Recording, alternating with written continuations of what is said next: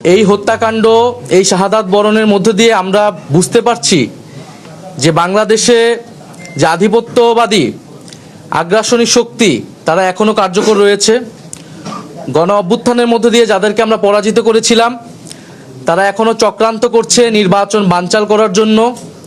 তারা চক্রান্ত করছে এই যে সংস্কার এবং নতুন বাংলাদেশের অগ্রযাত্রা সেটাকে ব্যাহত করার জন্য, এবং তারা চক্রান্ত করছে এই জুলাই প্রজন্মকে নিঃশেষ করে দেওয়ার জন্য। সেদিন ওসমান হাদির গায়ে গুলি লেগেছে, কালকে আপনার গায়ে লাগবে, পরশুদিন আমার গায়ে লাগবে।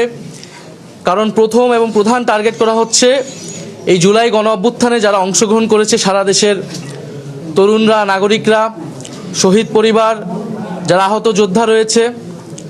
ফলে এই পরিবর্তিত প্রেক্ষাপটে আমাদের কাছে মনে হয়েছে, আমরা দলীয় ফোরামে আলোচনা করেছি যে আমাদের এই মুহূর্তে এই নির্বাচন সুষ্ঠুভাবে সম্পন্ন করার জন্য, প্রতিযোগিতা পূর্ণ করার জন্য, এবং যাতে আধিপত্যবাদী কোনো শক্তি আমাদের এই গণঅভ্যুত্থান পরবর্তী অগ্রযাত্রাকে ঠেকাতে না পারে, সেজন্য আমাদের বৃহত্তর ঐক্য প্রয়োজন। সেই তাগিদ থেকেই আমরা জামাতে ইসলামী এবং তাদের যে সমমনা ৮ দল রয়েছে তাদের সাথে আমরা কথা বলেছি, এবং তাদের যে নির্বাচনী সমঝোতা, জাতীয় নাগরিক পার্টি এনসিপি সেই নির্বাচনী সমঝোতায় সম্মত হয়েছে। আমরা জাতীয় নাগরিক পার্টি এনসিপি এবং এই সমমনা ৮ দলের সাথে আমরা একত্রে নির্বাচনে অংশগ্রহণ করব বলে আমরা সিদ্ধান্ত নিয়েছি।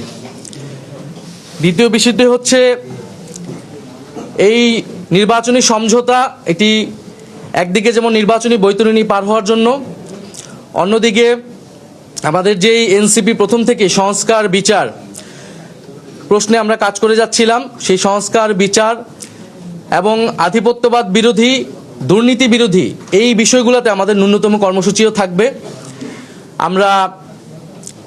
আমাদের রাজনৈতিক জায়গায় আমরা মনে করছি এই মুহূর্তে বাংলাদেশের এই সংকটগুলো রয়েছে, যেখান থেকে এই বাংলাদেশকে রক্ষা করতে হবে, জুলাই প্রজন্মকে রক্ষা করতে হবে, এবং গণ অভ্যুত্থান পরবর্তী যে আমাদের আকাঙ্ক্ষা সেটা যাতে কোনোভাবেই ব্যাহত না হয়, এই জন্য আমরা একটা বৃহত্তর ঐক্যের জায়গায় পৌঁছেছি। আমরা আজকে আনুষ্ঠানিকভাবে আমরা শুধু এই ঘোষণাটাই দিচ্ছি। ঘোষণাটি অলরেডি সমমনা ৮ দলের প্রেস ব্রিফিং থেকে আপনারা জানতে পেরেছেন। আমরা আগামীকাল হচ্ছে আমাদের যে প্রার্থীর বিষয়টা আছে সেটা আমরা চূড়ান্তভাবে আপনারা